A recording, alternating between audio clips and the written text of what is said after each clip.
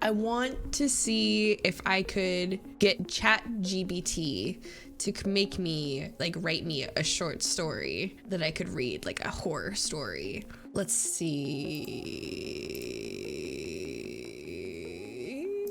So I'm gonna type in, write me a horror Christmas short story. Short, goodness gracious, short story. Okay, here we go. What should we call this story? It doesn't have a title. Title the story. The 13th Toll of Christmas Eve. Oh, nice. I like that. Snow fell like ash, the night bells rang wrong. In the town Briar Hollow, Christmas Eve was supposed to sound gentle. Soft chimes drifting over rooftops, children counting minutes, fires whispering in hearths. But at 11:59 p.m., the church bells tolled 13 times. No one noticed at first. They never did. Evelyn Pike was awake because of her son, Thomas, was awake.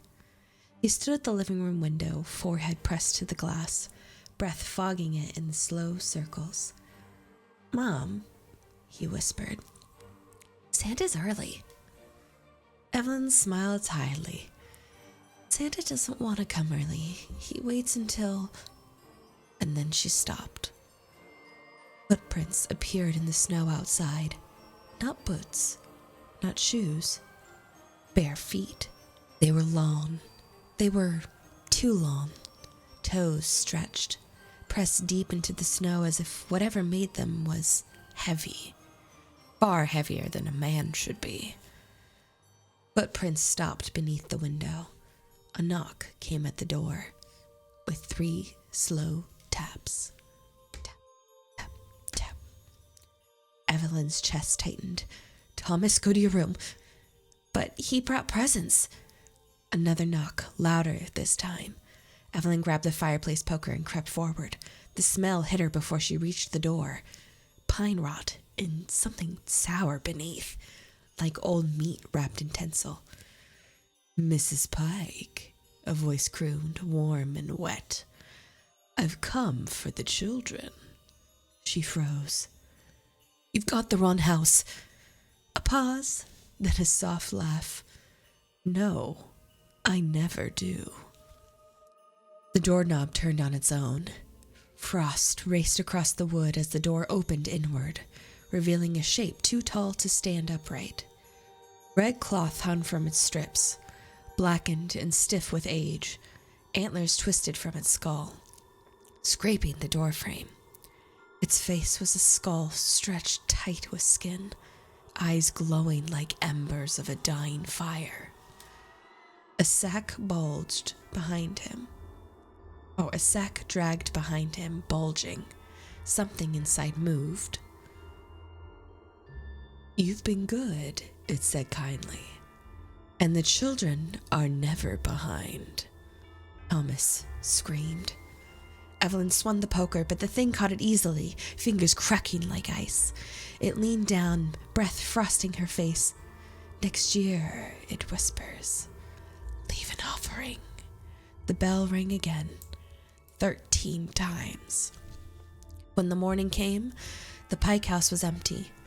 No signs of struggle, no blood, only bare footprints leading away into the woods. And beneath the tree, a single present. Inside was a bell.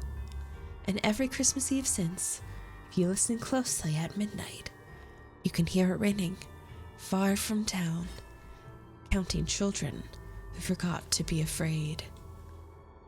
Ooh, spooky. That was actually pretty cool. I really like that. It was very short, very sweet, very to the point. Let's see, should we have ChatGPT write us another story? That was pretty cool. I really enjoyed that. Write me a terrifying Christmas short story to read to my stream. Absolutely. Here's a short stream-ready Christmas horror story. A tight visual and designed to land hard when read aloud. Nice. That was interestingly detailed. It's called He knows when you're awake. Everyone knows Santa watches. That's all they tell children, so they behave. What they don't tell you is how he watches. At 2:17 a.m. on Christmas Eve, every screen in the house is turned on at once. The TV glowed white, photos lit up on nightstands, the laptop in the living room chimed awake, even the baby monitor cracked to life, though there was no baby anymore. A single message appeared on every screen. Are you sleeping? The house was silent except for the hum of electricity. You told yourself it was a prank, a hack, some stupid viral thing. Reached for your phone. The message changed. Don't move. Something shifted above you. Slow, careful. The sound of weight pressing down on the ceiling beams. Another message appeared. I only come when you're still. Your bedroom drawer creaked open, not pushed, not pulled, but bent inward, as if something tall was folding itself in through the doorway. You could smell it before you saw it. Cold air, old smoke, wet fur. A shadow stretched across the floor, impossibly long, its edges twitching like antlers struggling to remember their shape. The voice came from everywhere at once, soft, cheerful, but wrong. Most of you try to peek, it said. You're not supposed to. The shadow leaned closer. Your phone buzzed one last time.